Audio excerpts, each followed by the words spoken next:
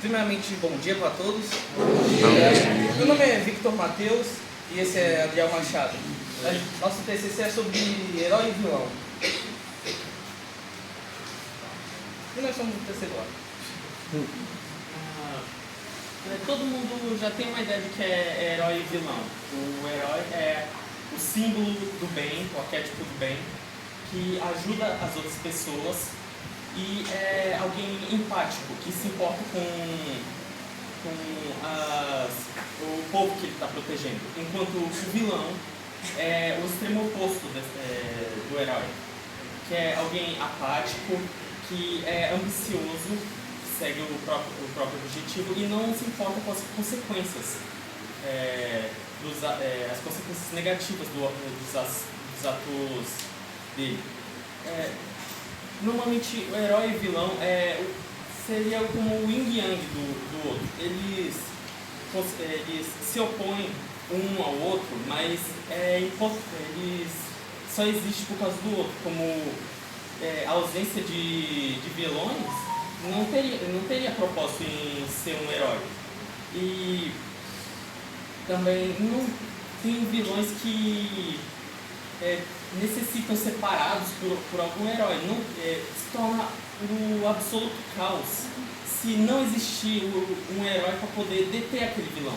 Então, apesar deles serem opostos que acabam se opondo aos outros, eles têm que existir um para deter o outro, para poder manter o equilíbrio, tanto em trama quanto normalmente na vida real.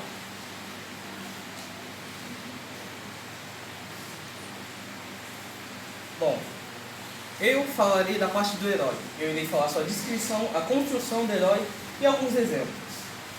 Enquanto eu vou falar sobre o vilão, que é a mesma coisa, sobre a descrição, a construção de vilão e alguns exemplos de vilões. Bom, o conceito de herói abrange tanto figuras reais quanto fictícias. Esse conceito surgiu lá na Grécia Antiga, onde os heróis eram geralmente semideuses, como Hércules e Teseu. Ao longo do tempo, acabou surgindo os heróis modernos, onde surgiu um bem comum, muitas das vezes sacrificando pelo mesmo, sendo Superman um exemplo dele. Antes, tendo Hércules, que enfrentava apenas criaturas mitológicas, e hoje em dia o Superman ou o Batman, se quiserem falar assim, enfrentando super vilões.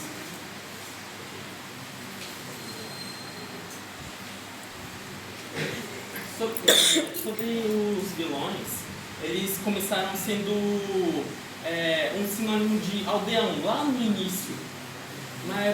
Depois, quando começou a Idade Média, o termo vilão começou a se referir com pessoas de aldeias, vilas e reinos que tinham muitos recursos e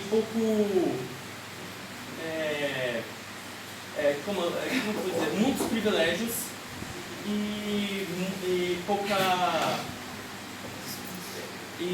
poucas funções, pouco esforço para receber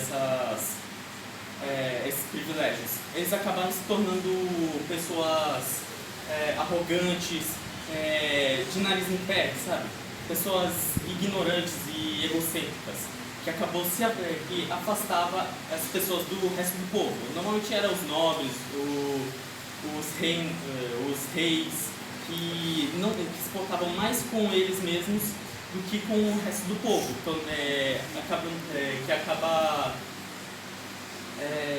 querendo o próprio privilégio, enquanto o resto do povo se ferrava com a pobreza, peste e outras coisas. E hoje em dia o termo vilão hoje em dia é mais visto como algo social ou moral, assim como o herói hoje em dia. hoje em dia, vilão é mais alguém com essas mesmas características morais e sociais. Alguém egocêntrico, alguém apático, que não pensa nas consequências das suas próprias ações.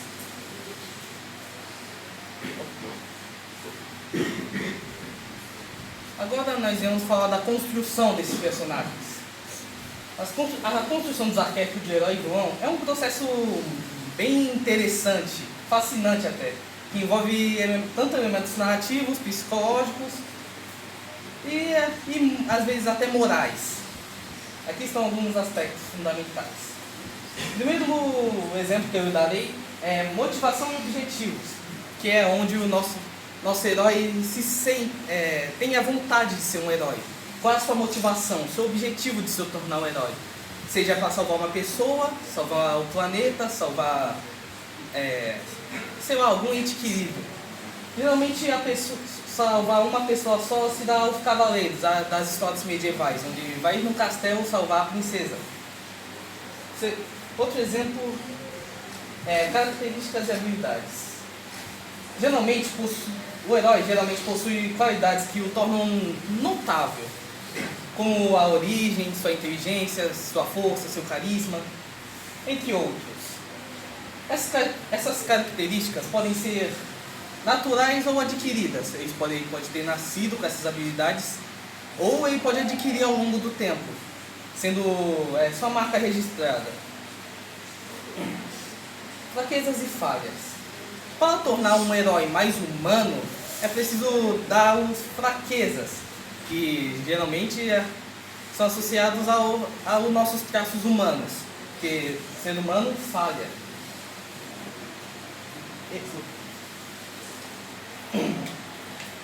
Arco de desenvolvimento, o arco mais importante do herói, que é onde a gente começa a sentir mais empatia pelo mesmo.